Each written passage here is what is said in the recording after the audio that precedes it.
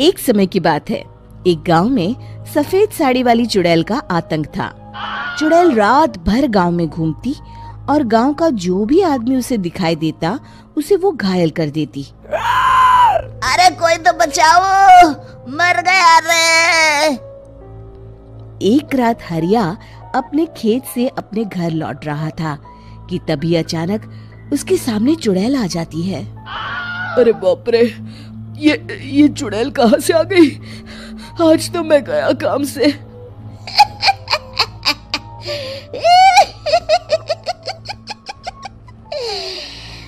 आज मुझे मेरा शिकार मिल गया। अरे चुड़ैल दीदी, मुझे छोड़ दो। जैसे ही चुड़ैल हरिया की तरफ बढ़ती है, हरिया वहाँ से भाग जाता है और अपने घर के दरवाजे पे पहुँचता है। अरे भगवान, जल्दी से दरवाजा खोलो, मेरे पीछे चुड़ैल पड़ी है। हरिया की पत्नी जल्दी से दरवाजा खोल देती है।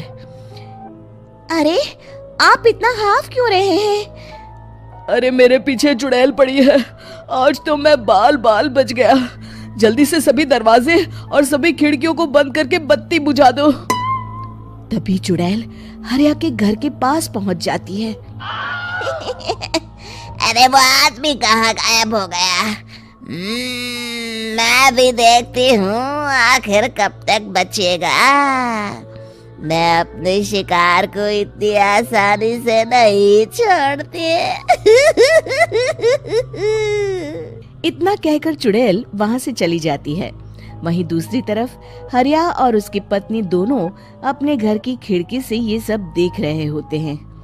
अरे बाप रे, ये तो बड़ी डरावनी चुड़ैल थी। अगले दिन ये बात आग की तरह पूरे गांव में फैल जाती है और धीरे धीरे लोग चुड़ैल के डर के मारे शाम होते ही अपने घरों से बाहर निकलना बंद कर देते हैं। कुछ दिनों के बाद भाई, मैंने तो इस चुड़ैल के डर के मारे रात को अपने खेतों को पानी देना बंद कर दिया है। कहीं मेरी फसल सूख गई तो मैं तो कहीं का नहीं रहूंगा। साहूकार का कर्जा कैसे चुकाऊंगा? अरे भाई, पूरे गांव वालों का यही हाल है। पता नहीं ये चुड़ैल हमारे गांव में कहां से आ गई। फिर एक दिन गांव के पास वाली नदी के किनारे एक बहुत बड़े तांत्रिक के आने की बात कुछ गांव वालों को पता चलती है। वो लोग जाके ये बात गांव के मुखिया को बताते हैं। मुखिया जी, नदी के किनारे एक बहुत ही पहुंचे हुए तांत्रिक बाबा आए हैं। हमें उनसे मदद मांगनी चाहिए। मैंने सुना है वो बड़े बड़े भूतों और चुड़ैलों को अपने वश में कर लेते हैं।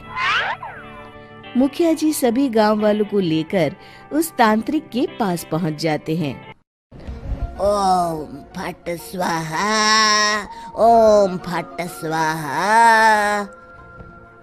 तभी तांत्रिक अपनी बंद आंखों को खोलकर कहता है, क्या बात है? तुम सब लोग यहाँ क्यों आए हो? मुखिया जी उस तांत्रिक को सारी बात बता देते हैं। अच्छा, तो ये बात है। और तांत्रिक अपनी आंखों को बंद कर लेता है।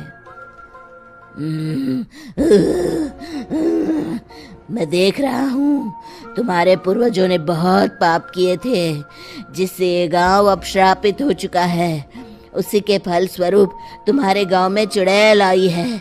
ये चुड़ैल बहुत खतरनाक है, ये किसी को नहीं छोड़ेगी। हे भगवान, मर गए रे, अब क्या होगा? तभी गांव के मुखिया जी कहते हैं, बाबा, इस चुड़ैल से हम सबको बचा लीजिए, कोई तो उपाय होगा।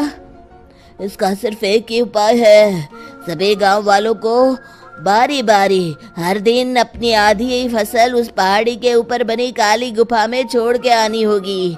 तभी उस चुड़ैल की भूख मिटेगी और श्राप का प्रभाव खत्म हो जाएगा और तुम सब जिंदा बच जाओगे। सभी गांव वाले उस तांत्रिक की बात को मान लेते हैं और वहां से चले जाते हैं। फिर अगले दिन से रोज उस गांव के लोग बारी बारी से अपनी आधी फसल उस काली गुफा के पास जाकर रखाते। कुछ दिनों बाद हरिया की बारी आती है। बाप रे, आज तो मेरी बारी है उस काली गुफा में जाने की। क्या करूं, वो तो बड़ी खतरनाक चुड़ैल है। मेरे तो हाथ पैर कांप रहे हैं। फिर हरिया डरते डरते अनाज की बोरियां अपनी बैलगाड़ी में लाद देता है। तभी हरिया की पत्नी उससे कहती है, देखो जी, संभल के जाना और किसी भी हालत में शाम होने से पहले वापस आ जाना। उस चुड़ैल का कोई भरोसा नहीं है जी। हरिया बैलगाड़ी में बैठते हुए कहता है, भगवान, मैं क्या वापस आऊंगा? लगता है अब तो मेरी खबर ही आएगी। इतना कहकर हरिया वहां से चला जाता है। रास्ते में जंगल से गुजरते हुए हरिया की बैलगाड़ी का एक चक्का बड़े गड्ढे में फंस जाता है। हे भगवान, अब ये क्या मुसीबत है? हरिया नीचे उतर के पूरी ताकत से अपनी बैलगाड़ी को गड्ढे से निकालने की कोशिश करता है। बहुत देर मेहनत करने के बाद हरिया की बैलगाड़ी उस गड्ढे से बाहर निकल जाती है। हे भगवान, अब तो शाम होने वाली है। आज तो मैं गया काम से। जैसे तैसे हरिया काली गुफा में पहुंच जाता है। अरे मर गया रे, यहाँ तो चारों तरफ डरावना माहौल है। मैंने यहाँ आने में बहुत देर कर दी, कहीं चुड़ैल नाराज ना हो जाए। हरिया अनाज की बोरिया वहां रख के जैसे ही जाने लगता है, तभी उसे किसी के आने की आवाज सुनाई देती है। हरिया एक कोने में छुपकर अंदर देखने लगता है। चुड़ैल वहां आती है और फिर अपने चेहरे से नकली चुड़ैल का मुखौटा निकाल देती है। हरिया ये देख के हक्का बक्का रह जाता है। तभी चुड़ैल कहती है, भैया यहाँ आना। आज तो बहुत अनाज आया है, इसे मिलाकर अब हमारे पास ढेर सारा अनाज जमा हो गया है। कल ही हम इसे शहर में बेच आएंगे और माला माल हो जाएंगे। तभी अंदर से नदी के किनारे वाला तांत्रिक बाहर आता है। अरे, ये तो तांत्रिक बाबा है। हाँ, अब तो हम दोनों की जिंदगी मजे में कटेगी।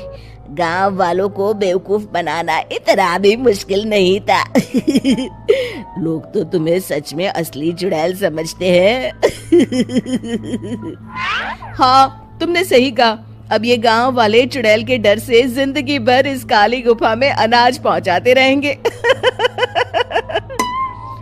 अच्छा, तो ये बात है। ये दोनों पूरे गांव वालों को बेवकूफ बना रहे हैं। अभी जाकर सबको बताता हूँ।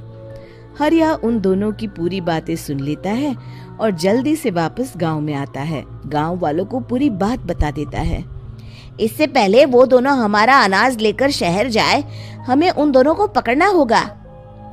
उधर दूसरी तरफ नकली तांत्रिक और नकली चुड़ैल बनी औरत एक बड़ी गाड़ी में सारा अनाज लाद के वहां से निकलने की तैयारी कर रहे होते हैं। जल्दी करो, इससे पहले हमें कोई देख ले। हमें यहाँ से निकलना होगा। और तभी वो दोनों देखते हैं कि सामने से सभी गांव वाले अपने अपने हाथों में मशाल लेके आ रहे हैं। दोनों बुरी तरह डर जाते हैं। रुक जाओ, तुम दोनों का भांडा फूट चुका है। अरे मर गए रे, ये गांव वाले कहाँ से आ गए? तुमने क्या सोचा इतनी आसानी से यहाँ से निकल जाओगे? ये अनाज हमने अपने खून पसीने से दिन रात खेतों में मेहनत करके उगाया है। दोनों मुखिया जी के पैरों में गिर जाते हैं। हमें माफ कर दीजिए, हम दोनों एक नंबर के कामचोर हैं। बिना मेहनत किए पैसे कमाना चाहते थे। हाँ हाँ, अब हम आगे से मेहनत मजदूरी करके पैसे कमाएंगे। हमें कुछ मत करना, हमें छोड़ दीजिए। इतना कह के दोनों गांव छोड़ के भाग जाते हैं और सभी गांव वाले फिर से खुशी खुशी रहने लगते हैं। शिक्षा, तभी तो कहते हैं कि किसी भी समस्या का समाधान केवल सूझबूझ से ही करना चाहिए और कभी हिम्मत नहीं हारनी चाहिए। दोस्तों, हमें उम्मीद है कि आपको हमारी ये कहानी पसंद आई होगी। कृपया हमारे चैनल को सब्सक्राइब करें और सभी अपडेट्स के लिए बेल आइकन जरूर दबाएं। और हाँ, वीडियो लाइक और शेयर करना मत भूलिएगा। Bye bye.